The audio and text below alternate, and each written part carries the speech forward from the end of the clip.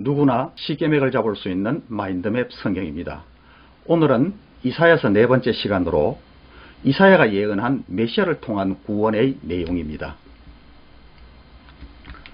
오늘 말씀드릴 49장부터 55장까지는 하나님의 종, 즉 메시아이신 예수 그리스도에 대한 예언으로 구원이 어떻게 이루어질 것인지를 말씀하십니다. 49장은 구원 역사를 완성할 두 번째 종의 노래입니다. 섬들아 내게 들으라, 먼 곳 백성들아 귀를 기울이라. 여호와께서 태에서부터 나를 부르셨고 내 어머니의 복중에서부터 내 이름을 기억하셨으며 내게 이르시되 너는 나의 종이요 내 영광을 내 속에 나타낼 이스라엘이라 하셨느니라. 하나님의 뜻을 실현시키는 종을 부르실 때 일찍부터 계획하시고 권능을 주어 준비시키십니다. 원래 택함받은 이스라엘이 감당해야 할 사명이었지만 그들이 실패하자 많은 선지자들을 보내셨고 마침내 메시아이신 예수님과 또 그를 믿는 우리에게까지 그 사명이 주어졌습니다. 어머니의 태중에서 우리 이름을 기억하시고 날카로운 칼과 닦은 화살과 같은 권세와 능력으로 세워주십니다.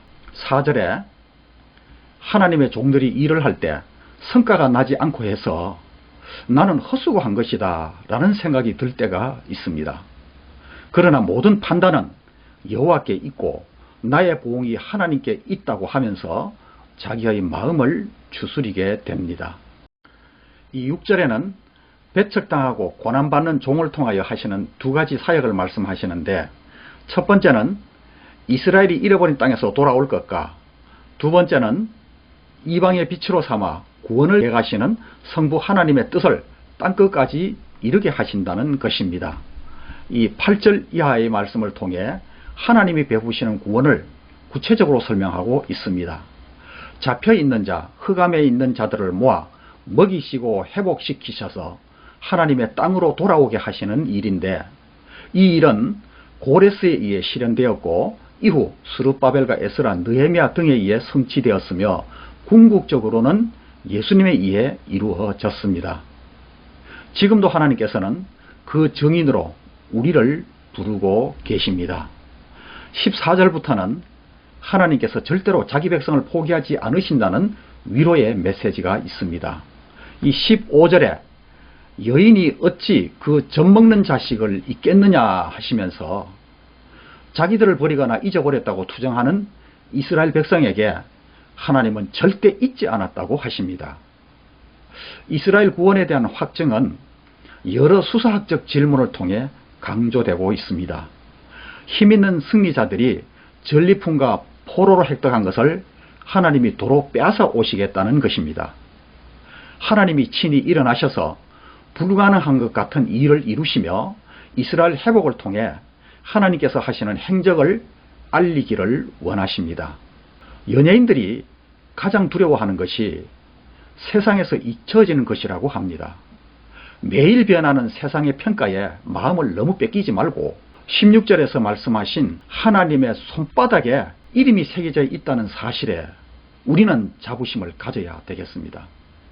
그리고 하나님께서 우리의 이름을 손바닥에 새기신 것처럼 이제 우리가 주님의 이름을 우리 마음과 세상에 새겨야 하겠습니다. 세상을 잃어도 주님을 놓치지 않는 사람, 세상의 주목보다 주님의 주목을 받는 사람이 되면 좋겠습니다.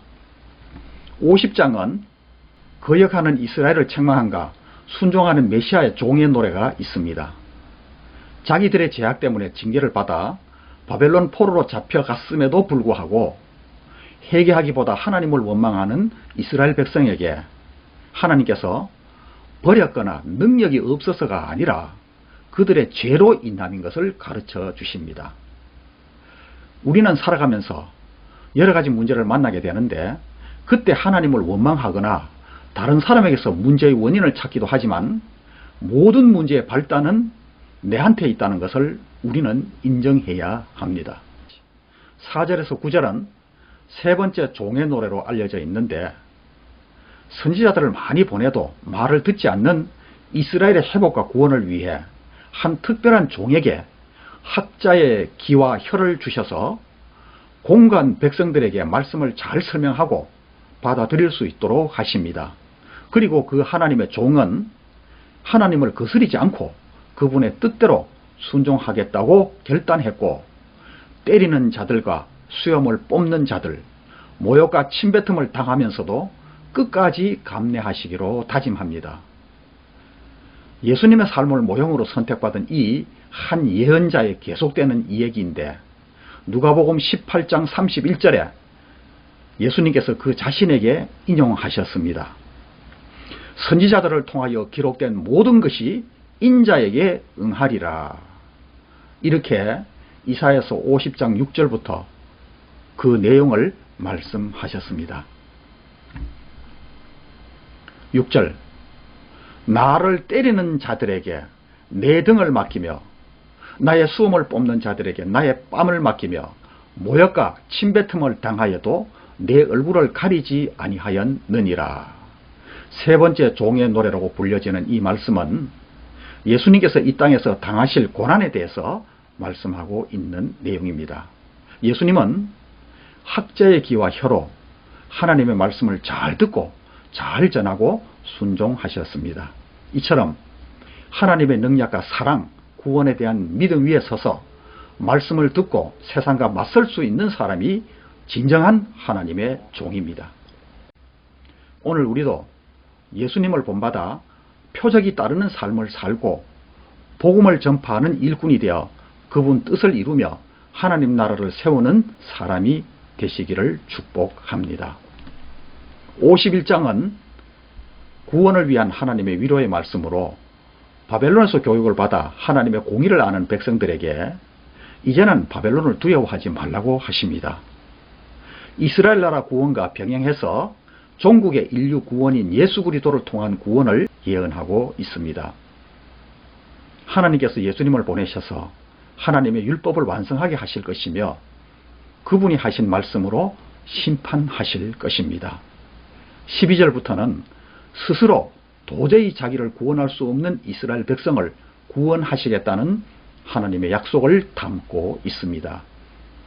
이스라엘의 무력함을 결박되어 있는 상황과 진노의 큰 잔을 취한 여인의 모습에 빗대어 설명하며 하나님을 알고 있으면서도 사람을 그렇게 두려워하는 너는 도대체 누구냐고 질문하십니다. 이것은 우리가 자신에게 자주 자문해 보아야 할 내용인데, 우리는 하나님이 친히 돌보시고 사랑하시는 자녀요, 사망 권세를 이기고 부활하신 예수님의 군대로서 세상에 승리해야 할 용사들임을 잊지 말아야겠습니다. 현실에 대한 두려움은 하나님에 대한 불신앙의 반증입니다. 바벨론 포로 생활에 찌들려 하나님보다 눈앞의 상황을 두려워하는 이스라엘 백성들에게 하나님께서는 내가 너희 하나님 여호와라고 재차 강조하십니다. 천지를 창조하시고 바다를 지어 물결을 뒤흔들게 하는 전능자이며 너 이스라엘을 구원할 구원자라고 강조하십니다. 죄와 그로 인한 재앙 때문에 진노의 큰 잔을 다 비울 정도로 마셔 취해서 잠든 이스라엘을 향해 깰지어다 깰지어다 라고 말씀하십니다.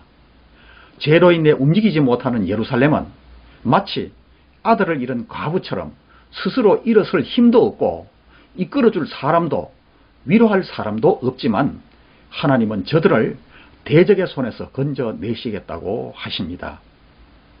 우리도 세상에 취해 영적 무기력에 빠져 있지는 않는지요. 영적인 잠과 신앙의 나태함에서 깨어나고 일어나야 하겠습니다. 주님을 바라보면 물 위를 걸을 수 있지만 파도를 바라보면 물속에 빠지게 됩니다.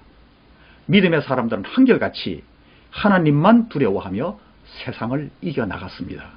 우리는 사람이나 환경을 두려워하지 말고 오직 하나님만 바라보며 승리해야겠습니다.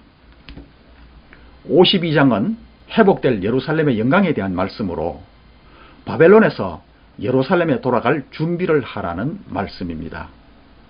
시온이여 깰지어다 깰지어다 내 힘을 낼지어다.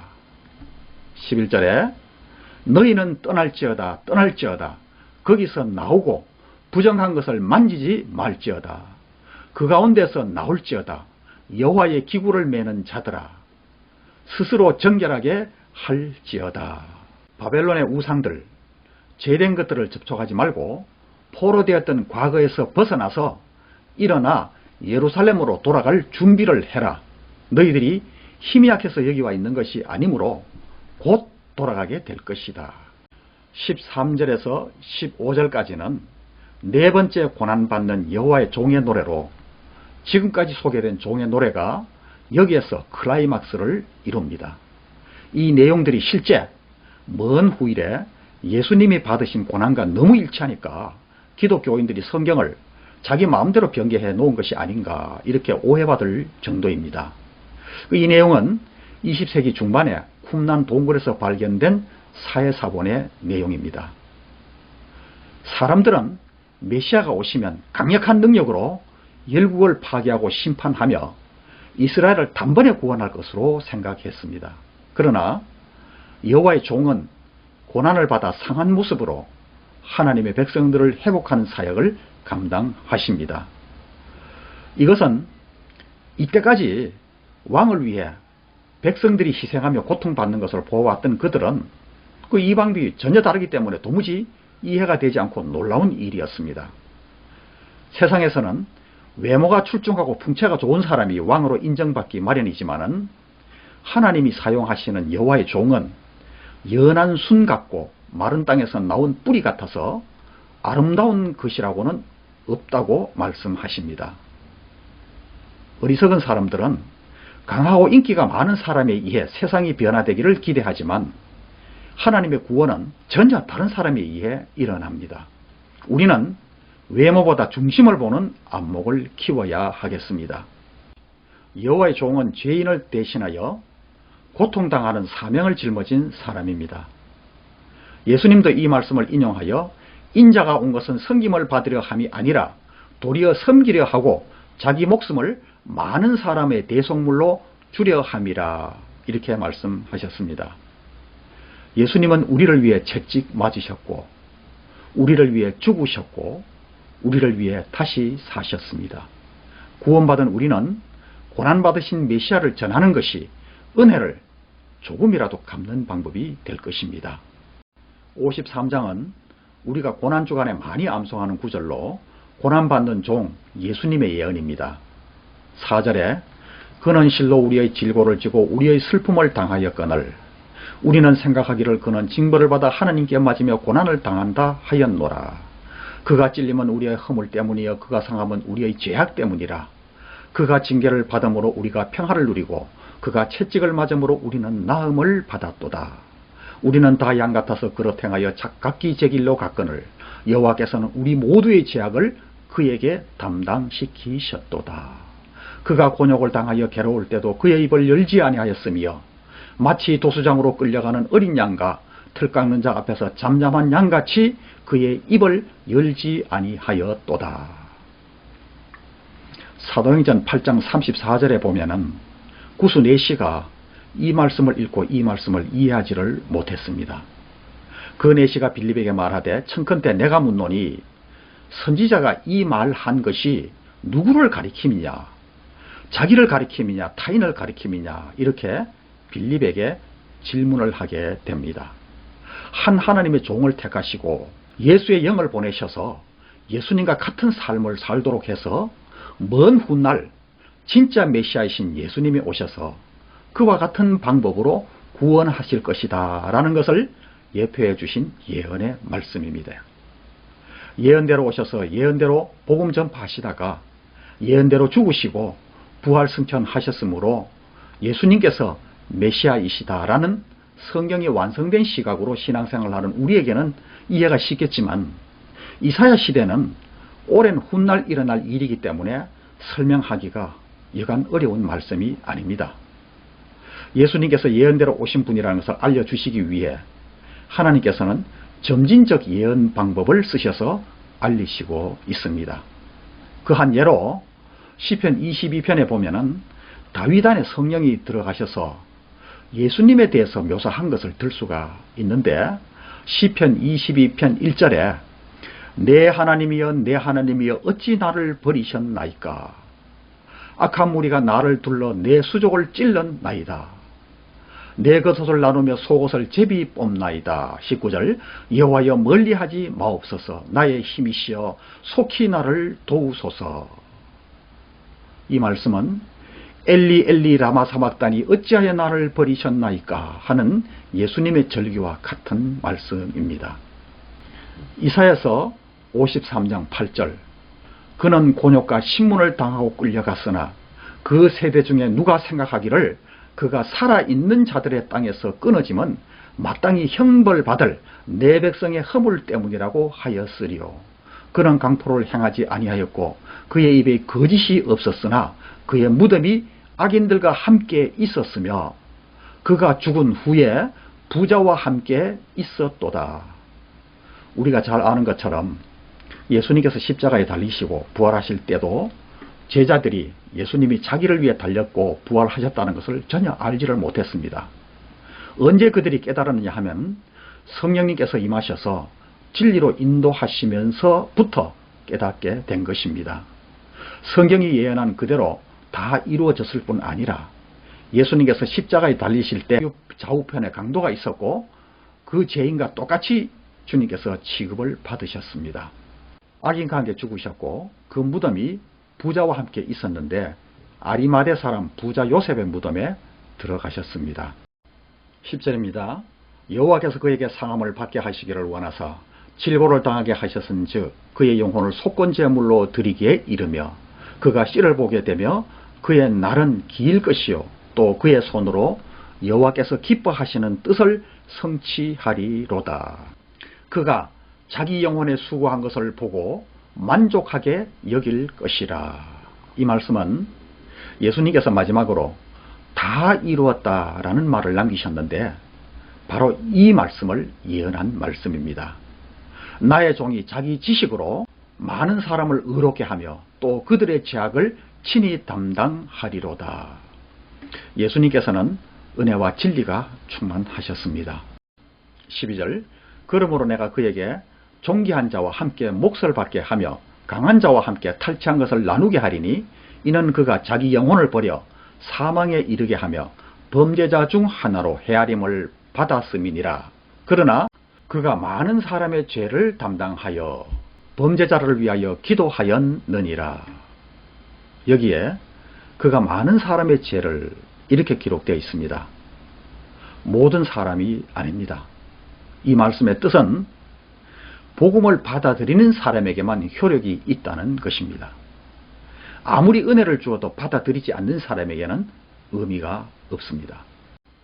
예수님을 통한 구원의 은혜는 인간의 상식이나 윤리 그리고 자연법칙을 모두 뛰어넘는 기적을 통해 우리에게 주어졌습니다. 그러므로 우리는 예수 그리스도 십자가 사랑 그 놀라운 은혜를 감사하며 그의 몸된 교회를 최선을 다해 세워 나가야겠습니다.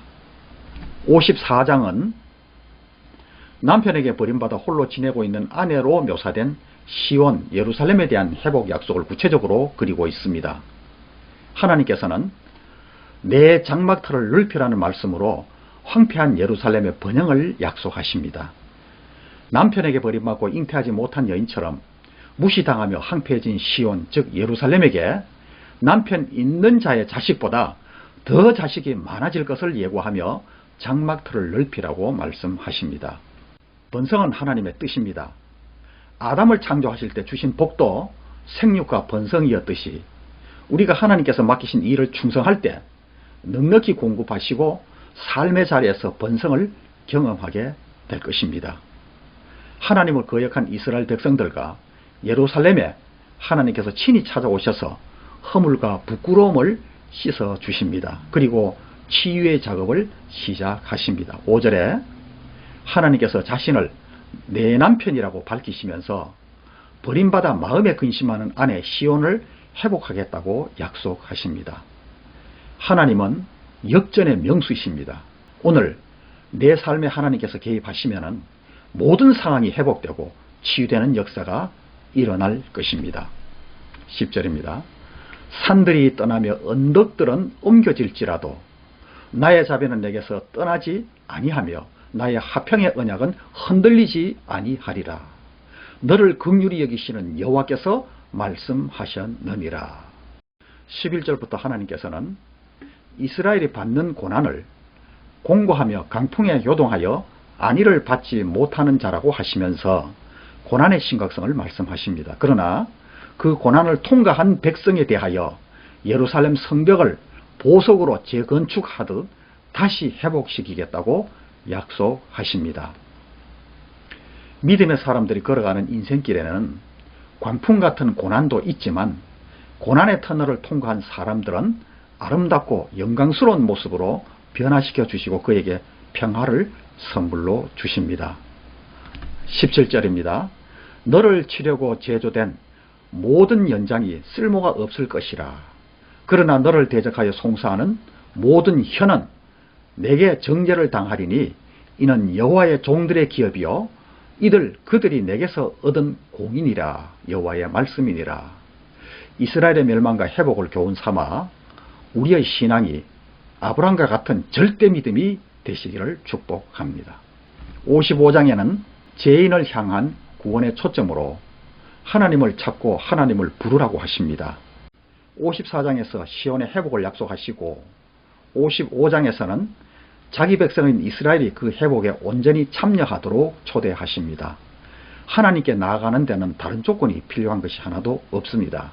오직 부르시는 분에 대한 전적인 신뢰만 있으면 되는 것입니다. 그래서 하나님은 말씀하십니다. 돈 없이 값 없이 와서 포도주와 젖을 사라. 1절 말씀입니다. 우리는 있는 모습 그대로 십자가 은혜 앞에 나아가기만 하면 됩니다. 3절에 너희는 내게로 나와 들으라고 하십니다. 하나님이 주시는 두 번째 명령은 들으라는 것입니다. 듣고 들을지어다. 귀를 기울이고 들으라. 내게로 나와 들으라. 그러면 좋은 것을 먹고 즐거움을 얻을 것이며 너의 영혼이 살리라고 말씀하십니다. 우리가 누리기를 원하는 기쁨이나 평안, 풍성함, 만족함 등은 세상에서는 얻을 수가 없고 오직 하나님께 돌아와 그분 말씀을 들어야 하고 그분의 도우심 안에서 살아갈 때 가능한 것입니다. 6절에 너희는 여호와를 만날 만한 때에 찾으라. 찾을 때가 있고 잃을 때가 있으며 사랑할 때가 있고 미워할 때가 있으며 전쟁할 때가 있고 평화할 때가 있다는 전도서 기자 말처럼 모든 것은 때가 있습니다. 주님을 찾고 은혜를 구하는 일도 때가 있습니다. 지금이 만날 만한 때요 가까이 계시는 때이며 기회를 놓치면 후에도 전혀 소용없는 때가 곧 옵니다. 그렇기 때문에 기회를 놓치지 말고 하나님을 찾고 불러야 합니다. 이 땅에서 여러 가지 고난이 찾아올 때 우리는 왜 이런 일이 일어나는지 모르지만 하나님께서는 진짜와 가짜를 골라내기 위해 흔들어 보실 때도 있습니다. 우리에게 좋은 날도 있게 하시고 괴로운 날도 있게 하셔서 사람들이 누구 편에 서 있는지 그 근원을 하나님께 뿌리박고 있는지 심지가 견고한지 우리에게 확인케 하십니다. 뿌리가 있는 나무는 해가 비칠 때 마르지 않고 더욱 잘 자라게 되고 비가 내리면 그 양분을 흡수하고 빨아들이게 되지만 뿌리가 없는 나무는 해가 비치면 말라버리고 비가 오면 썩어버립니다. 그래서 8절에 내 생각이 너희 생각과 다르며 내 길은 너희의 길과 다름이니라. 실제로 이스라엘 백성들은 바벨론에 잡혀갔을 때 왜 우리가 이런 일을 당해야만 되는가 고민도 하고 질문도 많이 했습니다. 하나님께서는 내 생각과 너희 생각과 다르다. 여기까지 왔기 때문에 너희가 고침을 받고 새로움을 얻게 되었다. 이렇게 말씀하십니다. 56장에는 이방인까지 누구나 언약을 굳게 지키는 자는 구원하시겠다는 약속을 하십니다. 하나님의 구원 초청은 이스라엘을 넘어서 만민에게로 확대됩니다. 구원을 금했던 이방인들과 불구자인 고자까지도 이제는 하나님의 전으로 나올 수 있게 되었습니다. 그리하여 7절에 하나님의 전은 만민이 기도하는 집이라 불리게 될 것입니다. 구원이 만민에게 확대됨을 뜻합니다. 하나님께서는 외형적인 모습이나 직분을 중요하게 보시는 것이 아니라 말씀에 순종하여 공의를 행하는 사람을 기뻐하십니다. 포로 생활에서 회복될 이스라엘 백성들이 하나님의 은혜와 부르심에 합당하게 사는 것이 어떤 것인지를 가르쳐 주십니다. 여호와께서 이와 같이 말씀하시기를 너희는 정의를 지키며 의를 행하라. 이는 나의 구원이 가까이 왔고 나의 공의가 나타날 것임이라 하셨도다. 안식일을 지켜 더럽히지 아니하며 그의 손을 금하여 모든 악을 행하지 아니하여야 하나니 이와 같이 하는 사람, 이와 같이 굳게 잡는 사람은 복이 있느니라. 하나님은 구원받은 백성들이 거룩한 삶을 살기를 원하십니다. 하나님이 거룩하시기에 그분의 백성들도 마땅히 거룩해야 하고 정의와 공의를 구하며 실천하는 삶을 살아야 합니다. 하나님의 기준은 혈통이 아닙니다.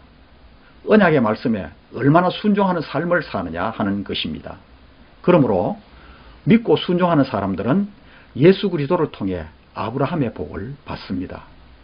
그들은 하나님의 이름을 부르며 성전에서 예배할 것이고 하나님과 교제하는 기쁨을 누리게 됩니다.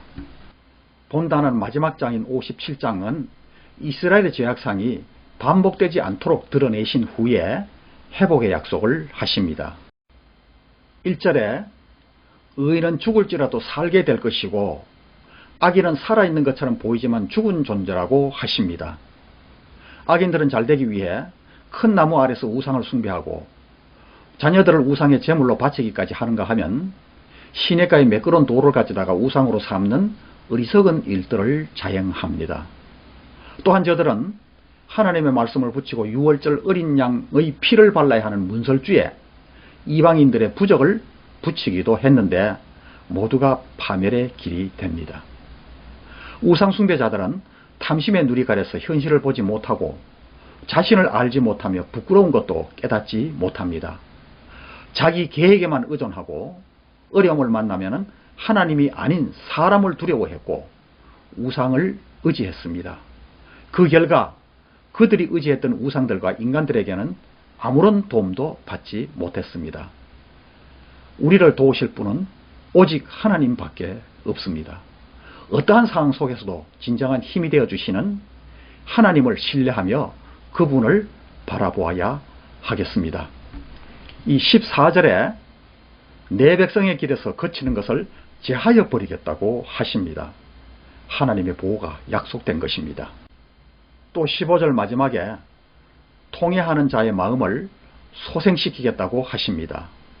사람들은 세상에 사는 동안 평안을 누리며 살기를 원하지만 현실의 삶은 언제나 불안과 염려, 고통으로 얼룩져 있습니다.